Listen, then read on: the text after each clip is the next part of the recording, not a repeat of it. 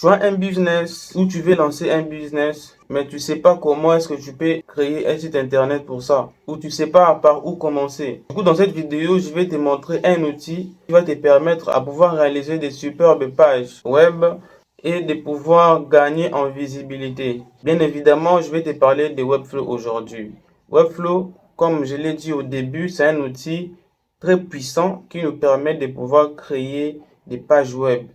Webflow, c'est un outil no-code. Quand on parle de no-code, ça veut simplement dire qu'avec Webflow, vous allez pouvoir concevoir des sites internet de manière visuelle. Du coup, on se retrouve dans mon écran. Donc ici, nous allons premièrement, bien évidemment, nous allons nous connecter à Webflow. Nous cherchons juste Webflow. Vous écrivez Webflow. Donc du coup, c'est ça. On va cliquer dessus. Donc voilà les sites officiels Webflow. Nous allons directement créer un compte. Donc forcément, on fait ensemble avec toi. On va cliquer sur commencer ici. Commencer, c'est gratuit. Donc moi, je vais créer un compte avec mon compte Google. Je vais donc authentifier la connexion. On attend un peu la connexion. Voilà. Ici, nous sommes connectés, donc nous venons de créer notre compte sur Webflow. On nous demande notre nom, donc je laisse léguer, puis ici c'est formation, c'est pour cette formation. On nous demande pourquoi nous créons des sites internet, donc pour notre service, ou pour notre compagnie, pour notre entreprise, pour un client ou pour moi-même. Donc ici on va dire quoi, c'est pour moi-même, c'est dans mon cas ici. Et si vous êtes étudiant, parce que forcément, Webflow a des avantages liés aux étudiants, mais surtout si vous résidez aux États-Unis, donc forcément, c'est pas pour nous, hein. Donc, on va cliquer sur nous. Donc, ce sont des choses que nous pouvons même ignorer, mais on fait ça rapidement. C'est pas tellement important de pouvoir faire ça. Ici, on fait ça rapidement. On va faire Business Site. Puis seulement Yes. Puis ici, on finit. Donc, ici, normalement, nous sommes dans la page tutoriel de Webflow, là où on nous montre déjà ce qu'il faut faire. Mais ici, vu que c'est une vidéo de formation, moi-même, je vais vous montrer tout ce que Webflow veut nous montrer ici. Donc, on va un peu quitter ces tutos. On se retrouve ici dans notre espace de travail. Dans cet espace ici, c'est là où nous allons trouver tous nos sites internet, en fait. C'est notre tableau de bord. Voilà, ici, nous n'avons pas encore créé les sites internet. On va toucher ces paramètres prochainement lorsque nous allons peut-être finir cette vidéo. La prochaine étape, on va en fait toucher ces paramètres ici. Vous allez comprendre que normalement, c'est aussi important. Donc ici, nous n'allons pas tarder. On clique directement sur New Site. Nous voulons créer notre premier site. On clique sur New Site. Et ici, nous avons plusieurs propositions. Quand on voit ici, par exemple, on voit des blank sites. Ça veut dire que nous commençons de zéro. Ici, normalement, c'est des templates. Des templates sont des modèles qui sont déjà préconstruits. On a déjà construit. Il y a déjà une sorte de hiérarchie qui est déjà mise en place, que vous allez peut-être juste commencer à ajouter des choses. Comme par exemple ici, c'est des templates qui sont payants, mais il y a des templates qui sont aussi gratuits. Donc, on verra ça peut-être prochainement. Donc, ici, normalement, c'est bien lorsque vous avez déjà des bases. Mais au début, si vous voulez bien comprendre Webflow, il faut que nous puissions que nous puissions commencer de zéro. Donc, j'espère que prochainement, je vais vous montrer comment est-ce que vous allez pouvoir utiliser des templates. Mais aujourd'hui, nous partons de zéro. Donc, nous commençons, on fait select et blank page. Ici, nous donnons le nom à notre site internet. Le nom, on peut donner ça formation Webflow.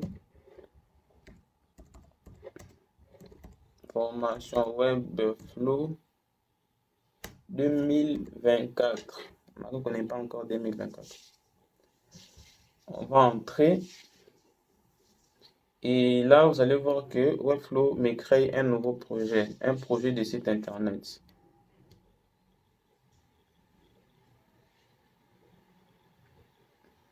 Donc ici, nous sommes dans notre éditeur, là où nous allons pouvoir tout construire. Donc j'espère que vous voyez que normalement c'est une page blanche. Donc on commence des zéros. Donc pour ne pas que vous puissiez vous perdre, ici normalement l'interface de Webflow est tellement simple à comprendre.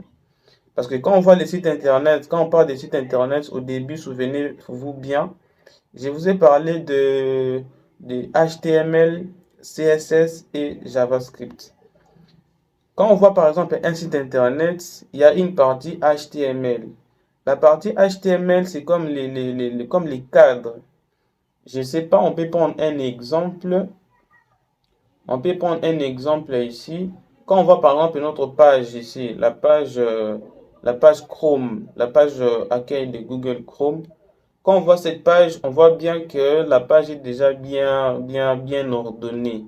On voit ici, il y a Google, il y a une barre de recherche et puis il y a des onglets qui sont ouverts. Cette page ici, normalement, vu que c'est une page web, il y a forcément de l'HTML, il y a du CSS et il y a du JavaScript. Comme par exemple, lorsqu'on voit des HTML, c'est juste les éléments qui sont placés ici. Ça, lorsqu'on voit Gmail, on voit image, on voit Google, on voit la barre ici, ce sont des éléments HTML. Ça, par exemple, le nom de cet élément HTML, c'est un texte. Ça, le nom de l'élément HTML, c'est une barre de recherche. Normalement, ce sont des onglets qu'on peut appeler ça peut-être des petites images. Donc, ce sont des éléments HTML. Au tout début, lorsque vous voulez peut-être concevoir cette page ici, vous allez premièrement ajouter l'élément texte ici. L'élément texte, normalement, n'aura pas ce style ici. Et l'élément barre de recherche aussi n'aura pas ce style. Donc, le fait d'ajouter simplement, c'est comme par exemple, je ne sais pas si on peut faire, j'espère qu'on va le faire même au cours de la vidéo. Ici, normalement, lorsqu'on voit, on écrit Google, le fait de pouvoir peut-être dire que le texte Google ici aura peut-être 20 pixels de largeur ou comment, ça, normalement, c'est le style. Si on dit peut-être que notre page aura cette couleur, ça c'est le style. Et tous les styles qui sont appliqués à notre page, c'est ce qu'on appelle les CSS. Les CSS, c'est une sorte de feuille qui contient tous les styles qui sont utilisés dans notre page. Et les JavaScript, c'est lié aux fonctionnalités, lié en fait à tout ce qui est, lorsqu'on va cliquer par exemple sur la barre de recherche, qu'est-ce qui va se passer? On ajoute en fait une sorte de puissance derrière. Lorsqu'on va par exemple cliquer sur un bouton, qu'est-ce qui va se passer? Ce sont là les trois éléments de base à pouvoir comprendre sur une page web. Avec maintenant cette compréhension, si nous rentrons sur Webflow, vous allez voir que c'est aussi pareil. Si par exemple nous voulons peut-être reconstruire la page Google ici, vous allez voir que nous allons d'abord chercher à déposer le texte. On prend un exemple, je vais vous expliquer même après. On prend un exemple, on vient déposer, vous voyez ici, nous cherchons l'élément HTML texte. On cherche l'élément HTML texte, vous voyez, il y a un texte qui vient ici, mais qui n'a pas de style. Donc ça, normalement, c'est ces côtés ici, quand on voit l'élément plus ici, ces côtés ici, c'est que des éléments HTML, les éléments qui n'ont même pas de style. Donc quand on ajoute ça comme ça, c'est un élément HTML. Une fois que nous ajoutons du style à ce texte ici, ça veut simplement dire que nous avons touché au CSS. Maintenant, sur Webflow, à gauche ici, les choses que nous voyons ici sont des éléments HTML. À droite ici, nous voyons maintenant c'est la partie CSS liée à l'élément qu'on a cliqué. Comme par exemple, je prends un exemple, si nous cliquons seulement sur cet élément ici, directement cette partie ici représente les CSS de cet élément, représente les styles que nous pouvons appliquer à cet élément. Je peux même ajouter un autre élément, vous allez voir, j'ajoute un autre élément, peut-être un bouton, vous voyez. Une fois que j'ajoute les boutons, normalement on pouvait dire que le bouton, que ce texte ici, le bouton soit centré. Mais vu qu'ici on n'a pas encore touché au CSS, voilà pourquoi ça vient seulement comme ça. ça vient se coller là-bas en haut. Si on aimerait ajouter du style, directement, nous touchons la partie CSS. Donc, on peut toucher ici comme ça. Directement ici, la partie CSS ici correspond au style que nous allons appliquer à l'élément que nous avons sélectionné. Donc, ici, on peut peut-être chercher là où on voit typographie, on voit les sizes, la taille du texte. On peut dire ça fait 30 pixels. Vous voyez, directement, ce style est appliqué à cet élément. Donc, ici, normalement, on peut aussi faire pareil. On peut venir cliquer ce bouton ici. Et puis, directement, on cherche peut-être un style que nous pouvons attribuer à ces boutons ici. On peut peut-être dire que en largeur, ça fait 240 pixels. Vous voyez que directement, ce style est appliqué à ces boutons. Donc, simplement pour comprendre, ici à gauche, nous avons la partie, le plus ici, normalement, où nous voyons toute la partie HTML. Et à droite ici, nous voyons toute la partie CSS. Et la partie JavaScript, ici, lorsqu'on clique par exemple sur les boutons, on peut peut-être choisir l'action qui va en fait effectuer ces boutons. On vient cliquer sur Settings. Ici, vous voyez, il y a les styles, il y a les settings. Donc, on va cliquer sur les settings et directement, ça, normalement, c'est la partie JavaScript liée à cet élément bouton. On peut peut-être dire que si cet élément est cliqué, que ça puisse nous amener à une page donnée. On peut choisir la page et tout. Maintenant que tu as compris les trois langages de base, soit les trois parties de base sur Webflow, nous allons maintenant parler de la manière dont on conçoit des sites internet ici sur Webflow. Donc, pour ne pas que vous puissiez vous perdre, Webflow, c'est un système de boîtes. Comprenez très bien ça, c'est très important. Webflow, c'est un système de boîtes. C'est, par exemple, lorsque vous voulez créer cette page ici, vous voyez ça comme une sorte de boîte qui renferme en elle d'autres boîtes.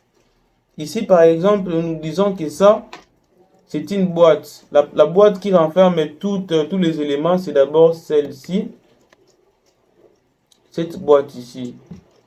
Vous voyez, la boîte ici, normalement, c'est ce qui renferme, je sais pas, on peut mettre ça comme ça. Donc, la boîte ici, normalement, que j'ai souligné ici, c'est la première boîte qui rassemble tous les éléments liés à la page Chrome. Et dans la boîte ici, il y a encore d'autres boîtes. Donc, la deuxième boîte, c'est celle-ci. On peut dire que c'est comme ça. C'est ce qui renferme ces éléments en haut. Une autre boîte, c'est ce qui renferme, on prend encore une autre boîte. Une autre boîte, c'est celle-ci. Celle qui renferme ce texte ici, Google. On voit encore une autre. Celle qui renferme la barre de navigation. La barre de recherche plutôt.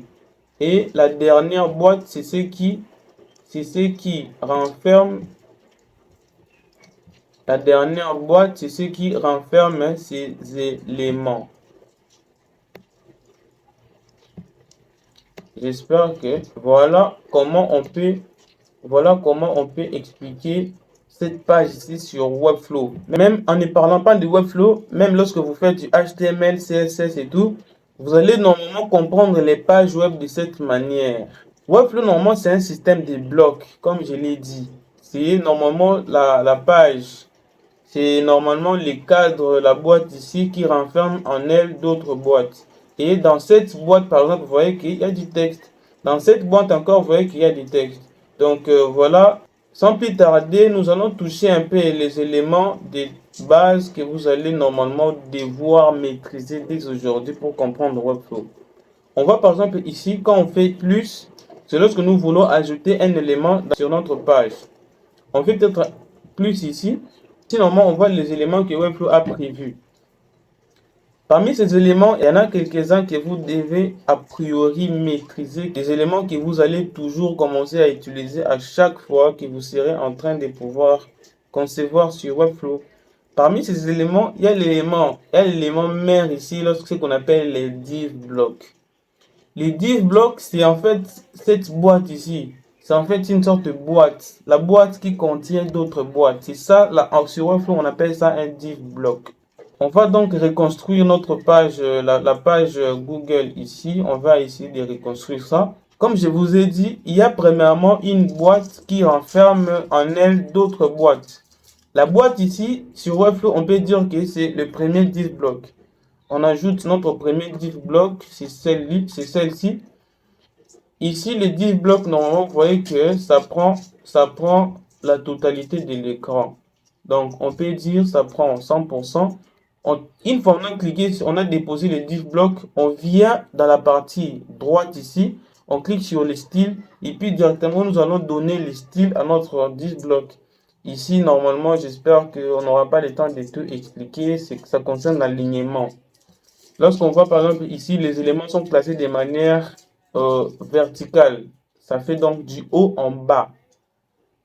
Il y a un élément qui est classé en haut ici. Il y a un autre qui fait en bas. Donc, c'est classé du haut en bas. Si c'était de gauche à droite ou de droite à gauche, là, on allait dire que c'est classé de manière horizontale. Sur Webflow directement, pour que nous puissions bien organiser les choses, notre écran ici, si on fait display, on fait flex ici, on a la possibilité de pouvoir dire que les éléments qui seront classés dans cet élément, que ça soit ordonné de manière horizontale ou verticale. On fait un exemple. Dans notre div block ici, nous ajoutons par exemple un bouton. Nous ajoutons un bouton et on peut dupliquer le bouton. On a maintenant des boutons. Une fois qu'on a des boutons ici, on va essayer de pouvoir, que vous puissiez voir comment ces trucs fonctionnent. Vous voyez qu'on a dit ici que ça soit aligné de manière horizontale. Vous voyez que les éléments sont classés de gauche à droite. Si on fait de manière verticale, vous voyez, c'est classé maintenant de haut en bas.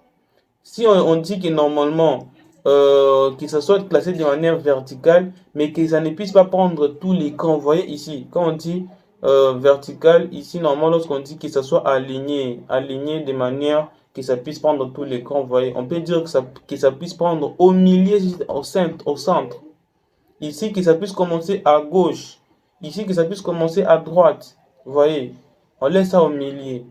Ici, vu que notre div block a de commencer là-bas, vous n'allez pas comprendre ici. On essaie un peu d'agrandir notre div block. On dit que ça fait 100% de largeur et ça fait 100% de la hauteur. Pour dire 100% de la hauteur, on fait 100 VH. Les VH veut simplement dire que peu importe la hauteur de l'écran, que ce soit l'écran de l'ordinateur, des pouces X ou comment, ça va toujours prendre toute la hauteur. Donc quand on fait comme ça, vous voyez que notre div block prend toute la hauteur. Vous ne voyez pas ça parce que je pense que c'est en blanc ou c'est transparent. Si on change de couleur, vous voyez que notre div block a pris tout l'écran. Et vous voyez que les éléments boutons ici, vous voyez que ces deux éléments ici sont directement alignés en haut là-bas. Parce que c'est ce que nous avons déterminé ici quand on voit l'alignement. Si on rentre ici, vous voyez que on a dit que ça puisse se classer au milieu. Et pour que ce soit justifié, on a dit normalement ici que ça c'est justifié au commencement. Ça commence ici. Ici, on peut dire que ça puisse être au milieu aussi. Et ici, on dit que ce soit à la fin. Ici, on peut dire que ces deux éléments soient séparés, que le premier soit au tout début et le deuxième soit à la fin. Comme ça. Et ici, normalement, on peut dire que ça puisse pas vraiment être du bord à bord, mais que ça puisse laisser les espaces. Voilà. Voilà comment on peut expliquer les justify ici. Si on quitte là-bas, on voit ce qu'on appelle le spacing. Le spacing, on voit le margin et le padding. Les margins, c'est les espaces que nous voulons peut-être que notre élément puisse laisser de manière extérieure. Je prends un exemple. On fait revenir peut-être les choses au coin ici.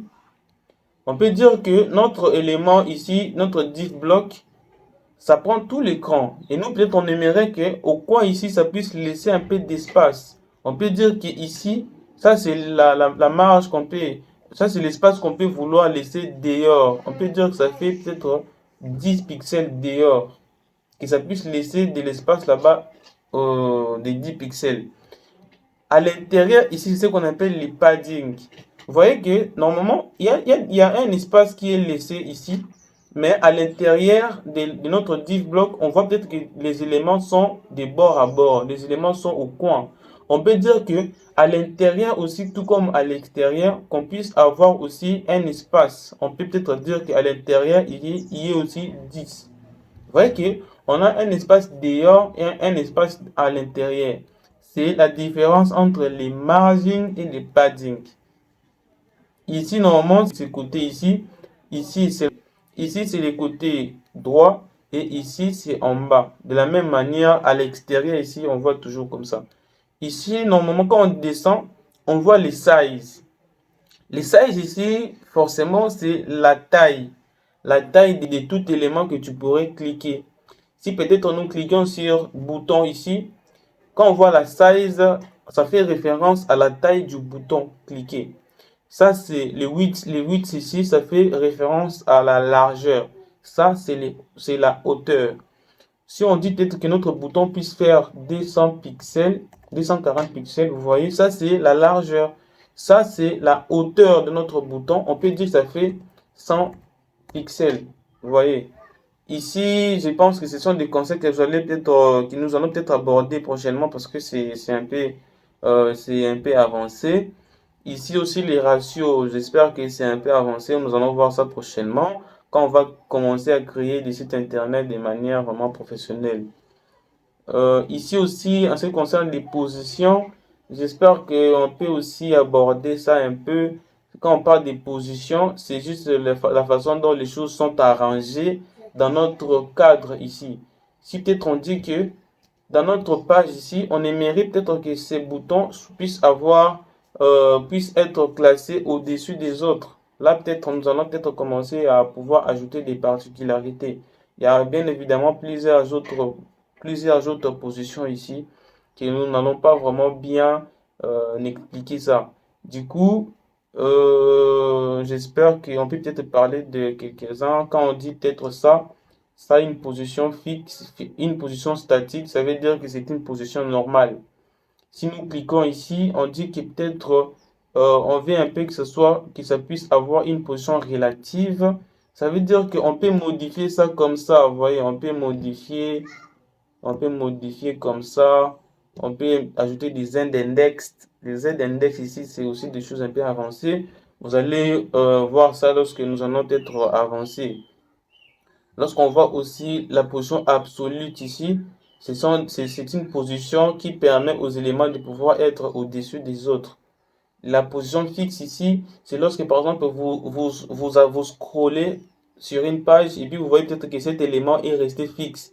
On prend un exemple, on peut augmenter la taille de la hauteur de notre page ici. Vous voyez qu'on peut scroller maintenant.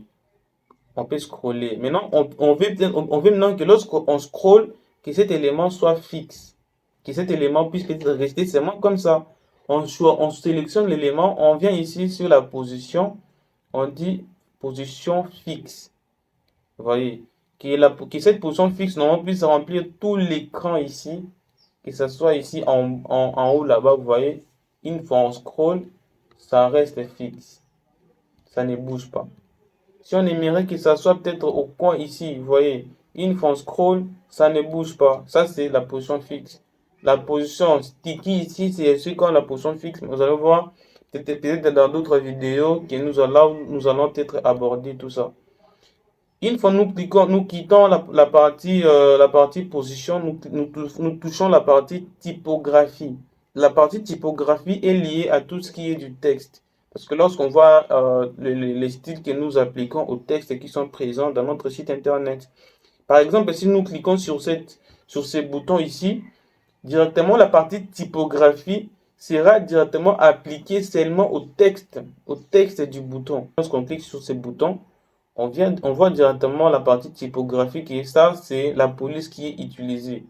On peut changer la police, vous voyez comment ça change.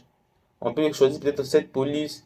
Ici, c'est en fait l'épaisseur de notre texte. On peut dire que on peut faire du bold. Ça peut être grand comme ça. Ici, c'est la taille de notre texte. On peut dire qu'on met ça en 30 ou soit en 30 comme ça devient grand. Ici, c'est le cadre qui va prendre notre texte. Là, j'espère que c'est un concept aussi que vous allez apprendre prochainement. On peut faire ça comme ça. Ça, c'est la couleur de notre texte. C'est pas la couleur du bouton, c'est la couleur de notre texte. On peut dire que ça fait peut-être rouge. Et ça, c'est l'alignement. L'alignement, la manière dont les choses sont alignées. Donc ici, nous allons pas voir. Ici aussi, c'est le style. Si on peut mettre ça en italique. Si on peut peut-être faire ça les trucs barrés. Donc ça, c'est des styles que nous pouvons ajouter.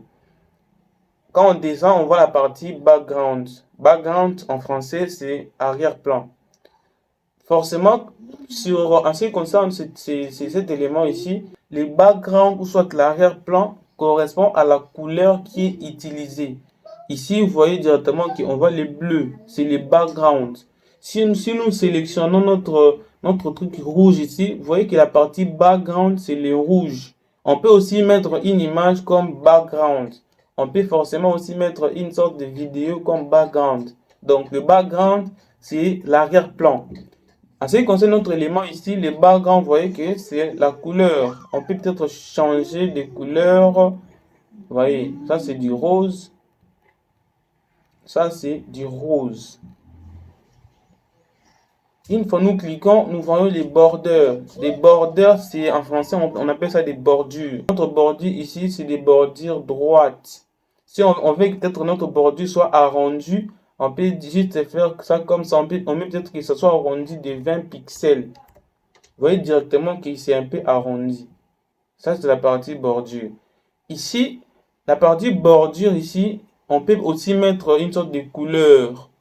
La couleur, ici, on voit peut-être que la bordure, ici, vu qu'il n'y a pas, il y a pas une bordure de couleur, on peut faire en sorte que ici, on choisit une couleur de notre bordure. On dit que ça peut être du jaune. Vous voyez directement ici, c'est du jaune, mais c'est très petit. On peut augmenter la taille même. On peut peut-être que ça fait 5. Vous voyez directement que c'est la couleur de la bordure qui est utilisée ici. Donc, nous continuons. Quand on descend, on trouve maintenant des choses qui sont un peu avancées, que nous n'aurons pas besoin de pouvoir utiliser ça dans cette vidéo. Donc, concrètement, je vous ai expliqué de manière détaillée la partie CSS. Et du coup, ici, ce qui reste maintenant à comprendre, c'est la partie ici. Quand on voit par exemple le plus ici, c'est tous les éléments que nous allons peut-être vouloir utiliser dans notre site internet. Il y a peut-être l'élément div ici que je vous ai expliqué, c'est l'élément cadre qui englobe le tout. Il y a des trucs liste ici que vous allez pouvoir, selon votre volonté, si vous voulez peut-être, une fois que vous cliquez seulement sur un élément, ça apparaît ici. C'est des listes que vous allez utiliser. Une fois nous revenons ici, vous voyez des containers, on va peut-être aborder ça prochainement. C'est des éléments HTML. Ça, c'est les boutons. Ça, c'est un link block. Le link block, c'est aussi comme un bouton qui, lorsqu'on clique ici, ça peut amener quelque part. Un autre élément ici, on voit les hash ici. Les hash ici, c'est aussi des choses avancées lorsque vous allez commencer à concevoir des sites internet, envie que ce site internet soit bien référencé sur Google. Donc, tous les textes que vous allez utiliser, vous allez devoir suivre les techniques de SEO. Donc, c'est des choses comme ça. On cherche encore un autre élément. Quand on voit les paragraphes ici, vous voyez, c'est aussi du texte. Un autre élément ici, nous voyons les links texte. C'est des textes sur lesquels, lorsque vous cliquez, ça vous amène quelque part. Donc ici, on trouve un autre élément. On voit des text blocs, on voit des kick notes, des blocs code plutôt, et puis on voit des rich text. Donc ça, c'est des choses que nous allons toujours utiliser dans notre site internet. On voit aussi la page collection. Ça, c'est très important. Ça, c'est l'élément collection. Cet élément ici, c'est celui-là qui nous permet de pouvoir afficher les choses qui sont présentes dans notre base de données. C'est très important. Si on peut faire un petit exemple, on crée une base de données. La base de données, c'est lorsque ce que vous voyez ici, CMS, on crée une collection par exemple, on peut faire ça rapidement. On peut faire ça rapidement. On va peut-être voir prochainement comment créer une base de données. On fait ça rapidement. On crée au moins 5 éléments fictifs de base de données. Vous voyez, dans notre base de données, nous avons ces 3 éléments ici. Ces 5 éléments plutôt. Mais nous voulons maintenant afficher ces éléments dans notre page. Donc, on revient ici. On fait Save Change. On revient ici maintenant dans notre page. On vient maintenant afficher les éléments de notre base de données ici. Donc, on a déjà ajouté l'élément collection. Pour que nous puissions afficher cet élément ici, une fois on a déjà déposé notre collection, on va devoir connecter ça d'abord. On peut double-cliquer. Et puis ici, vous voyez, ici on nous demande la source. Ça veut dire que ici, qu'est-ce que tu veux afficher? Bien évidemment, ici, nous avons seulement une collection dans notre base de données. C'est la collection ici que nous avons créée, catégorie. Vous voyez, directement, ça reconnaît qu'il y a 5 éléments ici. Donc, une fois qu'on vient juste ajouter peut-être du texte à l'intérieur, ça va directement nous demander de pouvoir récupérer en fait la valeur de notre base de données. Voilà, on vient cliquer, on vient afficher les names.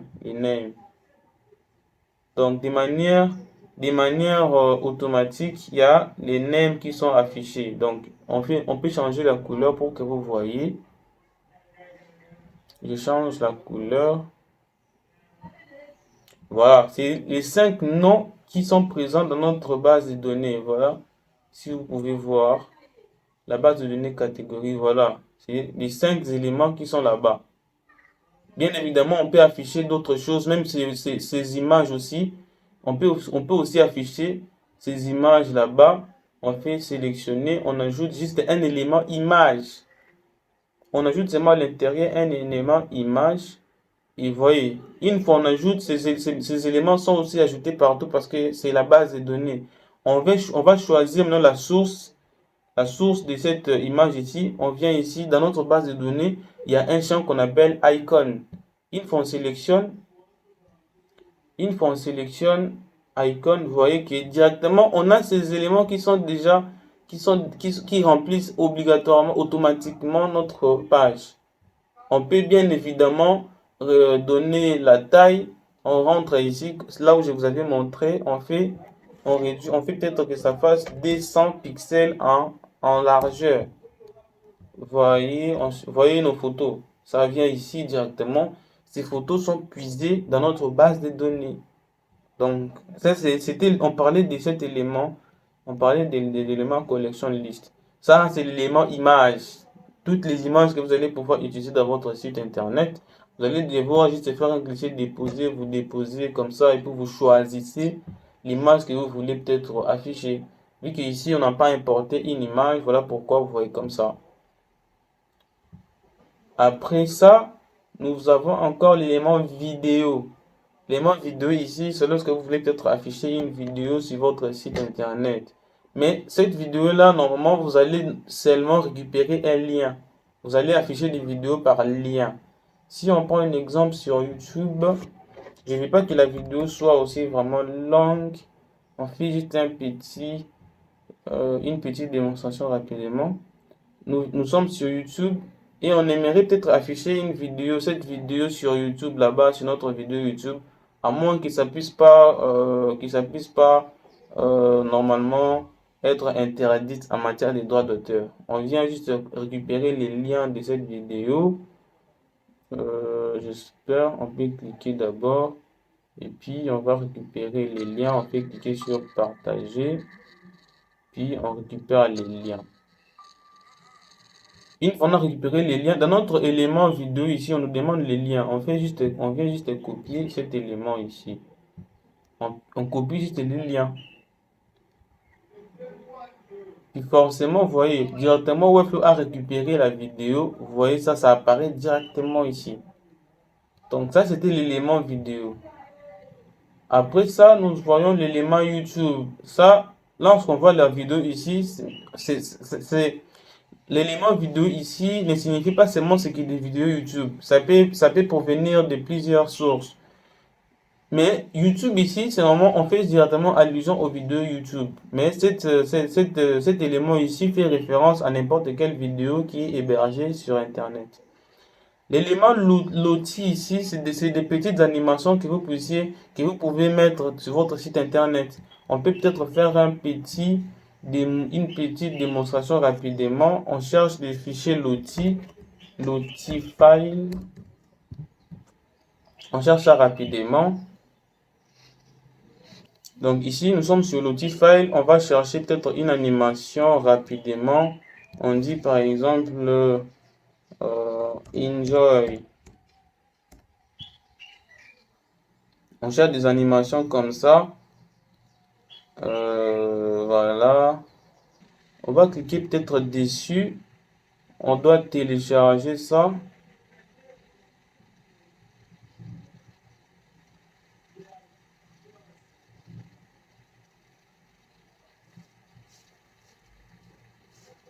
Voilà. L'animation est là. Si on peut peut-être ajouter des petites modifications. Mais nous, on aimerait télécharger ça. Donc, on clique sur Download ici, le fichier JSON, l'outil JSON. Pour télécharger ça, voilà, on a téléchargé. On vient maintenant sur notre Webflow. On revient sur notre site Webflow. On va ajouter maintenant l'élément loti. On vient ici, on va ajouter l'élément loti. Donc, bien évidemment, cet élément va nous demander de pouvoir connecter ça à un fichier.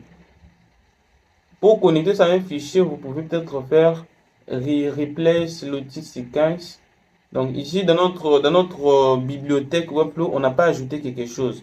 Donc forcément, on doit ajouter un fichier provenant de notre machine. Donc on va ajouter ça, on clique sur cette icône. On va chercher l'élément, disons, que nous venons de télécharger. Voilà, l'élément, disons, que nous venons de télécharger, c'est ça. Donc nous importons ça d'abord sur Webflow. Webflow va télécharger ça. Et puis voilà, directement, l'élément vient. L'élément vient sur le site internet ici. Et puis on va directement peut-être ajouter du style. On sélectionne ça et puis on met peut-être que ça fasse 400 pixels de largeur. Voilà l'animation. Pour tester ça maintenant, attends, on peut faire d'abord une petite truc ici. On va peut-être ici des paramètres liés à cet élément. Ici, normalement, lorsqu'on voit la durée de l'animation, si vous voulez modifier la durée, vous pouvez décocher ici. Vous décochez ici, puis vous ajoutez votre propre durée ici. Donc la vidéo va devenir un peu longue. Ça sera un peu trop long aussi. Et puis ici, lorsqu'on voit les loops ici, c'est le fait de pouvoir recommencer à chaque fois, que ça soit en boucle, que ça puisse tourner en boucle. Et c'est ce que nous voulons. Donc ici, nous cliquons sur loop. Ça veut dire que ça puisse tourner en continu. Ici, lorsqu'on dit reverse, c'est le fait de puisse tourner à l'envers. Donc, comprenez si c'est l'envers. Lorsqu'on dit envers, la vidéo va en fait faire comme si ça reculait. Donc, j'espère que comme ça, on va directement cliquer ici pour prévisionner. On va cliquer ici pour visualiser de notre site internet. Vous allez voir, l'animation fonctionne. Ça, c'est la partie loti. Un autre élément ici, j'espère que l'élément spline. Donc, c'est l'effet d'afficher les éléments 3D. Je ne sais pas si on a déjà fait une petite démonstration. C'est le fait d'afficher les éléments 3D dans ton site internet. Spline Webflow. J'espère bien qu'il y a quand même des gens qui ont fait des petites vidéos sur ça.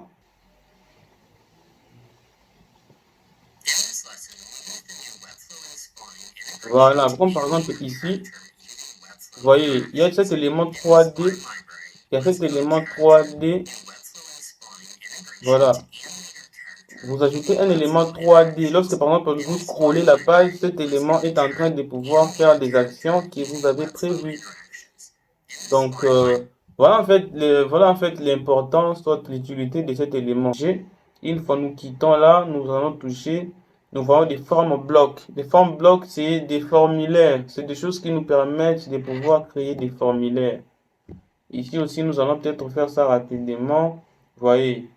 les formes bloc. On peut même peut-être faire ça une sorte de background pour que vous puissiez voir. On met ça en... Vous voyez, ça c'est le formulaire de base. Vous voyez, il y a les noms, il y a les names et tout. Et il y a le bouton ici pour confirmer. Donc, on peut bien évidemment arranger ça pour pouvoir créer des beaux formulaires. Et donc, si nous voyons d'autres choses, donc il y en a beaucoup, il y a plusieurs choses qui normalement on n'aura pas malheureusement tout le temps d'aborder. On voit les labels. Les labels, c'est des choses qui sont dans le formulaire. On voit les inputs dans les formulaires, texte area dans les formulaires, les select ici aussi dans les formulaires. Donc, ces choses ici, on utilise ça toujours dans un formulaire. Donc, ici, on voit la barre de recherche. La barre de recherche ici, vous voyez, sur Webflow toujours, il y a aussi une façon de pouvoir paramétrer ça. Si ici on a la vidéo background, si on aimerait afficher une vidéo à la place de cette couleur rouge ici, il y a aussi une façon de pouvoir utiliser ça. Il y a les drop down. Les drop down, je sais pas, pour faire une petite démo aussi. Les drop down, voilà. Si on veut tester, vous voyez ici. Si vous cliquez, ça s'ouvre. Vous cliquez, ça s'ouvre. Ça, c'est les drop down. Vous pouvez aussi pouvoir modifier ça, ajouter votre propre style. On peut trouver d'autres choses. Il y a les embeds. Les embeds ici, c'est pour les gens qui veulent ajouter du code sur Webflow. Parce que Webflow, c'est pas seulement un outil de conception no code. Vous pouvez ajouter du code sur Webflow. Les Livebox ici, c'est une sorte de pouvoir afficher une image. Comme par exemple, lorsque vous achetez des choses sur Internet, vous voyez que vous voyez normalement plusieurs photos de votre article que vous avez choisi. Vous choisissez peut-être un article, ça s'affiche ici, donc tout ça, tout ça. Les local listes ici, normalement, c'est quelque chose que Webflow a ajouté récemment. Ça permet de pouvoir rendre votre site internet disponible en n'importe quelle langue, en plusieurs langues. Donc, comme par exemple, vous êtes là, vous avez créé votre site internet en français, mais celui qui est aux États-Unis, sans pourtant cliquer sur traduire directement, il voit votre site internet en anglais. Le navbar ici, c'est la barre de navigation. La barre de navigation, vous voyez. La barre de navigation que vous voyez d'habitude sur des sites internet, on met ça toujours là-bas. Donc, ça, c'est de manière très simple. Vous pouvez bien évidemment arranger ça pour vous. Ça, je ne fais que vous montrer des éléments HTML. Comme je vous avais montré au début, si vous voulez peut-être arranger ça, vous sélectionnez et puis vous venez ici, vous ajoutez votre style. On a encore, je pense, on a l'élément navbar, l'élément slider. L'élément slider, c'est cet élément qui vous permet de pouvoir afficher des photos qui défilent. On prend un exemple, on sélectionne l'élément slider, on aimerait ajouter des photos à l'intérieur, on vient afficher ça. Vous voyez, il y a des sliders, il y a les sliders 1, il y a les sliders 2. Dans le slider 1, on aimerait ajouter une image. Ça, c'est l'outil. On peut uploader une image. Une image. On peut uploader cette image. On sélectionne des images. On fait juste un glisser-déposer sur Webflow. On fait un glisser-déposer sur Webflow. Donc ça, normalement, c'est des images qu'on a amenées. On peut, on peut décider de pouvoir afficher ça sur notre slider. Attendez, il n'y a pas moyen. Notre slider. On va ajouter ça dans notre premier slider. Le premier slider ici. On aimerait ajouter une image. On choisit l'image. On peut ajouter cette image dans le slider. Dans le deuxième slider aussi, on aimerait ajouter une image. Le slider D, on sélectionne et puis on fait plus. On ajoute une image à l'intérieur aussi. On va ajouter, on met la photo ici. Donc voilà, notre slider est fait. On peut tester ça en ligne comme ça. Quand on clique sur suivant, vous voyez, ça change. Donc on quitte là. Je pense qu'on tend vers la fin. On a presque abordé tous les éléments importants.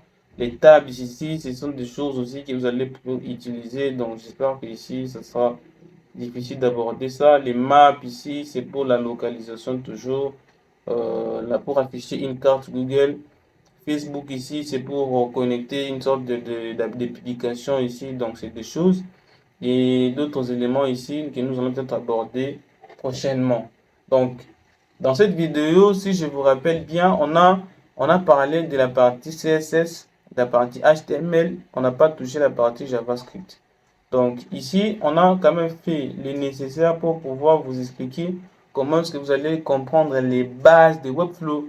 Donc dans la prochaine vidéo, nous allons encore aborder des choses de manière très avancée pour pouvoir vous aider à créer des sites internet dignes de ce nom.